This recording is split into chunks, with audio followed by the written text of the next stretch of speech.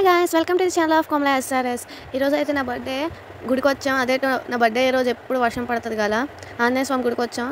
ఇంకా శివాలయంకి వెళ్ళాం. మొత్తం ఒక రోజులో 4 గుళ్ళు తిరిగేసాం. చూడండి, ఇప్పుడు ఫోటోలు పోజ్ చేస్తున్నాను నేను, మా చెల్లి ఏవో సీక్రెట్లు చెప్పేస్తున్నాను దేవుడికి.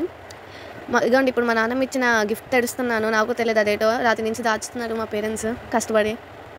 కష్టపడి ఓపెన్ చేస్తాను చివరికి. ఎంత ముడిచిపోతున్నామో ఫస్ట్ ఫోటో ఫ్రేమ్ అని. కేక్ కటింగ్ టైం వచ్చేసింది. కేక్ కట్ చేసేసిన నాలో నేనే ముడిచిపోతున్నాను కేక్ని చూసుకొని, అంత అందంగా ఉందా నా మీద అని. కేక్ కట్ చేసి ఇలా తహతలాడిపోతున్నాను ఇందాక నుంచిన. కేక్ కట్ చేసి ఫస్ట్ పీస్ అయితే మనమే పెట్టుకున్నాం నోట్లోని, వేరే వాళ్ళకి ఎట్టే కన్నా ముందు మనమే టేస్ట్ చేసాం బెటర్ కాబట్టి. ఫస్ట్ పీస్ అయితే మా చెల్లికి తినిపించేసాను. ఇందా నుంచి పాపం కేక్ వైపేసి వస్తుందని. కేక్ కూడా తినిపించేసింది. అలా మా డాడీ వచ్చాడు తినిపించడానికి. పక్క నుంచి బాబు అయితే కేక్ అంతా పాడు చేసేయడానికి చూస్తున్నాడు. కానీ మనం ఆ ఛాన్స్ ఇవ్వం వాడికి.